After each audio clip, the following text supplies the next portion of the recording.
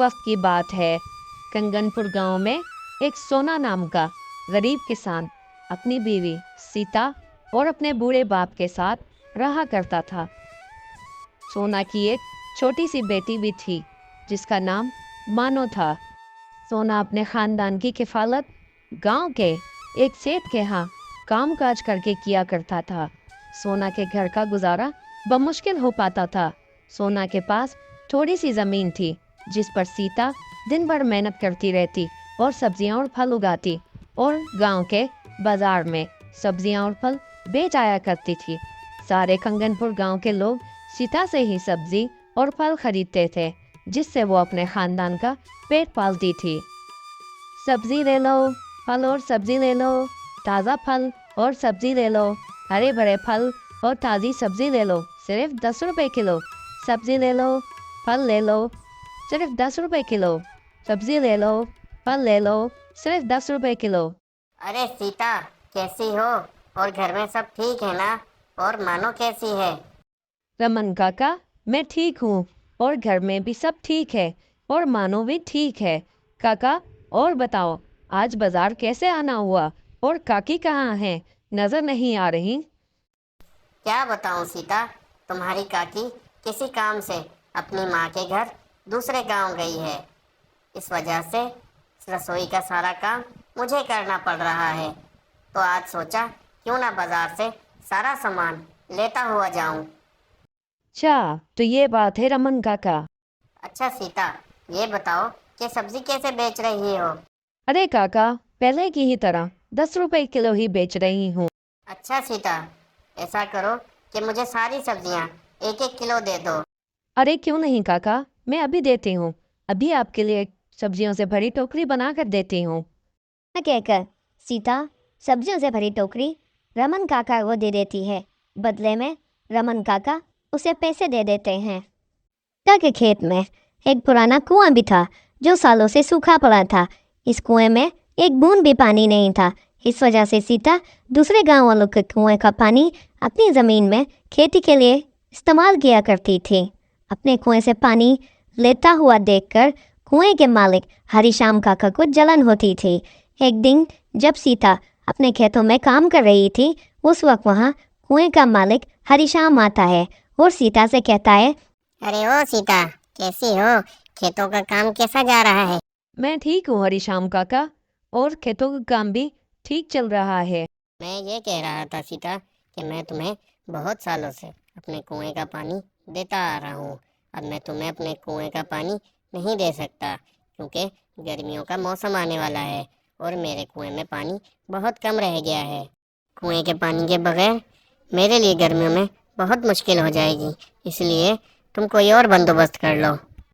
लेकिन हरिश्याम काका, अभी तो गर्मी का मौसम आने में 2-3 महीने बाकी हैं। तब तक मैं अपने खेतों का काम कैसे करूँगी? आप ही बताइए काका। मैं कुछ नहीं जानता सीता, ये तुम्हारा मसला है, इसे तुम खुद ही हल करो। बस आइंदा से मेरे कुएं से पानी नहीं लेना। ये सुन के सीता मन ही मन में बहुत दुखी हो जाती है। घर जाकर सीता अपने शोहर को ये सारी बात बताती है। ये क्या हो गया मालिक? ये क्या परेशानी आ पड़ी? अब हमारे घर का गुजारा कैसे होगा? आप परेशान ना हो, ऊपर वाला सब देख रहा है, वो हमारी मदद जरूर करेगा। अच्छा सीता, तुम जाके आराम करो, मैं हरिश्याम काका से बात करके आता हूँ। ये कहकर सोना हरिश्याम काका से मिलने उनके घर की तरफ चला जाता है। हरिश्याम काका, अरे ओ हरिश्याम काका, घर में हो के नहीं? कौन हो भाई? रुको, आता हूँ आ रहा हूँ। हरिश्याम काका, मुझे सीता ने बताया कि आपने हमें कुएं का पानी लेने से मना कर दिया है। हाँ सोना, ये बात सच है कि मैंने सीता को अपने कुएं से पानी लेने के लिए मना कर दिया है। ऐसा क्या हो गया हरिश्याम काका जो आपने हमें पानी के लिए मना कर दिया है? देखो सोना, मैं तुम्हें कई सालों से अपने कुएं का पानी देता आ रहा हूँ। इस बार गर्मियों का मौसम आने वाला है, इस वजह से मेरे कुएं का पानी सूख कर बहुत कम रह गया है। अगर मैं तुम्हें अपने कुएं का पानी देता हूँ तो मुझे गर्मियों में बहुत परेशानी होगी। अब तुम खुद ही बताओ मैं क्या करूँ। लेकिन हरिश्याम काका, अभी तो गर्मी आने में 2-3 महीनों का वक्त है। तब तक मेरे खेतों का क्या होगा? मैं कुछ नहीं जानता सोना। मैंने सीता को भी कह दिया था, ये तुम्हारा मसला है, तुम लोग खुद हल करो। मैं अब तुम लोगों को कुएं का पानी नहीं दे सकता। सोना बहुत कोशिश करता रहा कि किसी तरह हरिश्याम काका मान जाए, पर हरिश्याम काका नहीं माने। बस वो यही कहते रहे कि अब पानी नहीं दे सकता। सोना थक हार कर और दुखी दिल के साथ घर के लिए निकल पड़ा। क्या हुआ? क्या कहा हरिश्याम काका ने? सीता, हरिश्याम काका ने पानी देने से मना कर दिया है। कह रहे हैं अगर मैं तुम्हें पानी देता हूँ तो मुझे गर्मियों में बहुत परेशानी होगी। पानी के बिना क्या होगा?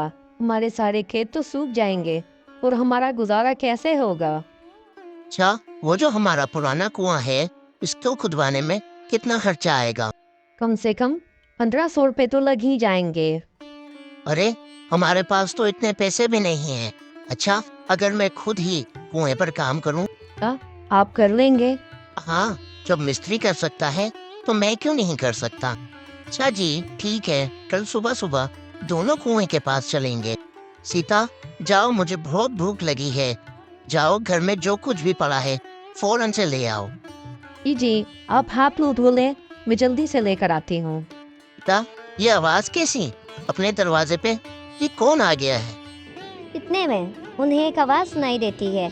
वो दोनों बाहर निकलते हैं और देखते हैं कि एक फकीर उनके घर के आगे खड़ा है।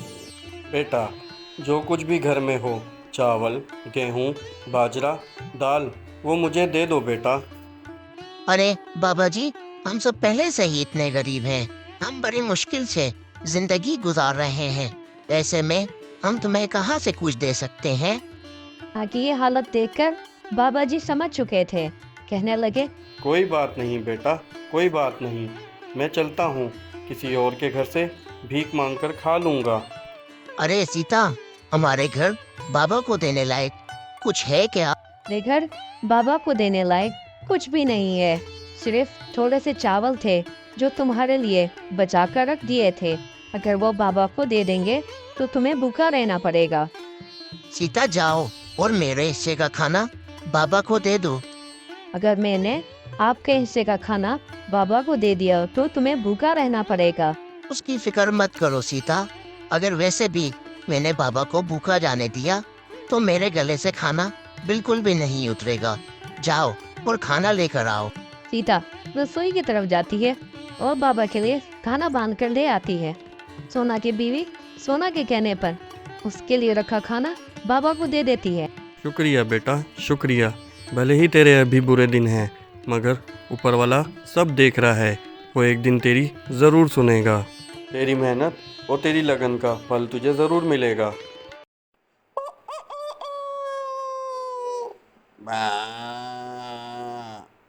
अगले दिन सुबह सुबह दोनों सोना और उसकी बीवी सीता अपने कुएं की खुदाई करने के लिए अपने खेतों की तरफ चल दिए। देखो सीता, देखो, हमारे कुएं में तो एक बूंद भी पानी नहीं है। हाँ जी, ऊपर वाला पता नहीं हमसे कौन सा इम्तिहान ले रहा है। फिर सोना कुएं में नीचे उतरकर खुदाई शुरू कर देता है।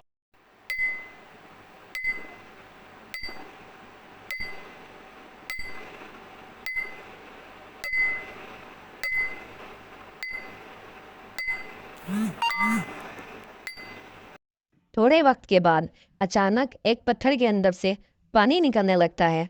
अरे, ये पानी कहाँ से आ रहा है? मुझे तो अपनी आंखों पे यकीन नहीं हो रहा।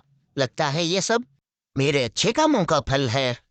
सीता ठीक ही कह रही थी, और वो बाबा जी भी सही कह रहे थे कि तुम्हारे अच्छे कामों का फल तुम्हें जरूर मिलेगा। ऊपर वाले ने मेरी सुन ली। अब मैं इस पानी से अपने खेत का काम अच्छे तरीके से कर सकूंगा। बहुत खुश होता है और ऊपर जाकर सीता से कहता है, अरे, ऊपर वाले ने हमारी सुन ली। नीचे पत्थरों से पानी निकल रहा है। क्या आप सच कह रहे हैं? ऊपर वाले ने हमारी सुन ली।